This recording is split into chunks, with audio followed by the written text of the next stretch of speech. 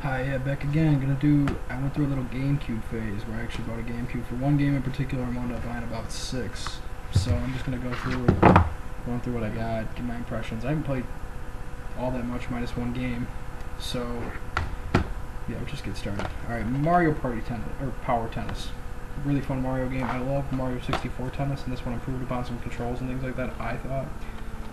So it was fun, and I believe it was like Double Team 2 or something was added. I don't remember if that was in the N64 version, but Mario Power Tennis, always classic to play.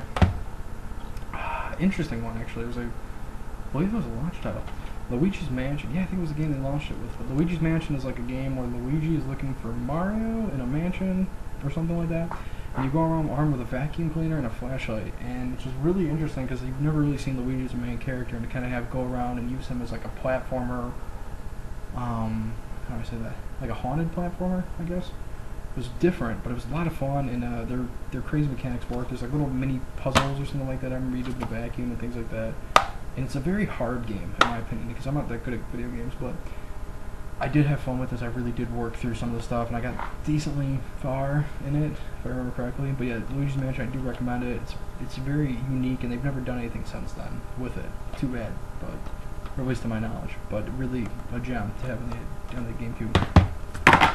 I'll wait for that one. Resident Evil 0. Let's go with that one. This plays in part before the Resident Evil first one on the PS1. I guess the different thing was you get to play as both of them or something like that, and you got to switch through, which is pretty cool. So if one died, I think you was in bad health, you could switch and things like that. But I like Resident Evil. I think they're fun games. They are a little tricky in terms of like they're not like you run and gun. You got to really be selective about it. And it's more or less you got to look around for things, and you know how Resident Evil is. But I thought it was a good game. I remember people hated on it, but I thought it was not. It was a pretty good prequel. All right, and then the legendary one that everyone loves, I guess. Came on 2 discs for both of them. Resident Evil 4. This one I thought was a lot better because it went a little bit faster than the other ones. And it was pretty scary right in the beginning. You get dropped off and you're like, walking around, zombies coming at you. It was a lot different, but I thought it was really cool. And it was something about you got to go get the president's daughter and things like that. And right away there's a guy with like a chainsaw, and pretty sure he comes after you at one point, if not many points.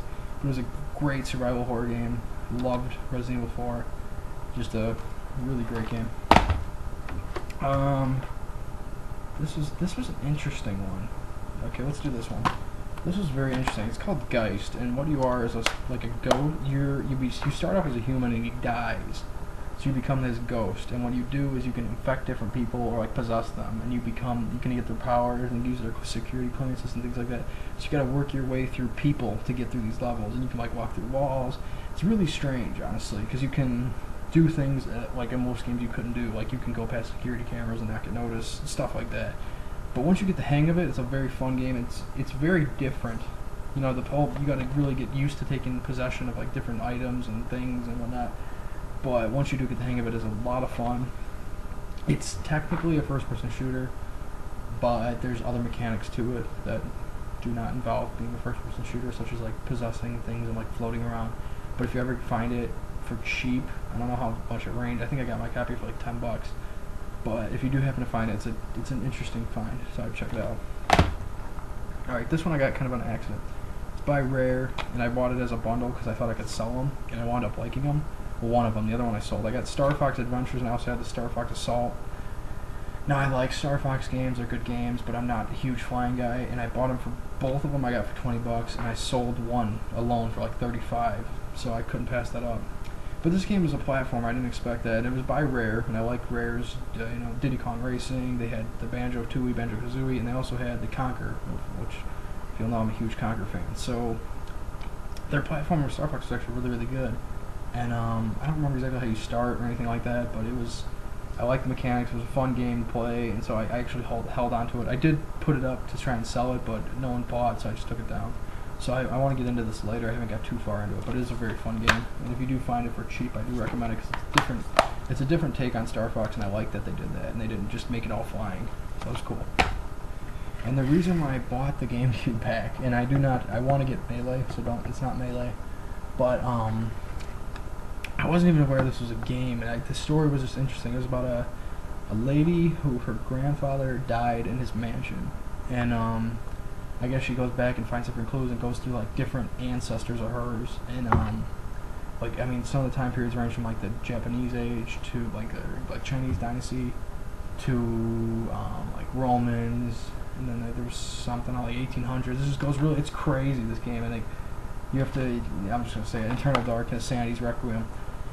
And the thing about this that was really interesting, you got to keep your sanity in the game. So like if you lose it to a point, if you keep getting hit, you're gonna lose sanity, and then you can start seeing things that aren't there. And it is the craziest game I've ever played, but it is so much fun. And I thought the story was great.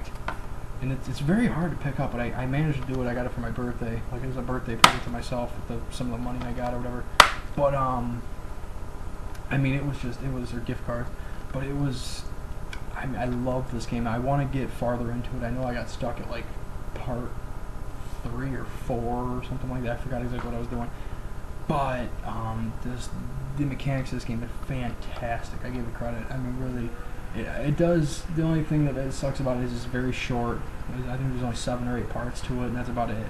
But in trying to find, I had to look up some things because I was walking around this mansion for hours and I couldn't figure out what to do or what not. And there are some things, I mean, you got to turn a clock to a certain time, and there's just a lot of clues you got to take care of and look at and be very decisive with and whatnot. So I do recommend this. I think it only came out on the GameCube, and I bought the GameCube just to play the game, and it was not a disappointment. I mean, I had a ton of fun with this game.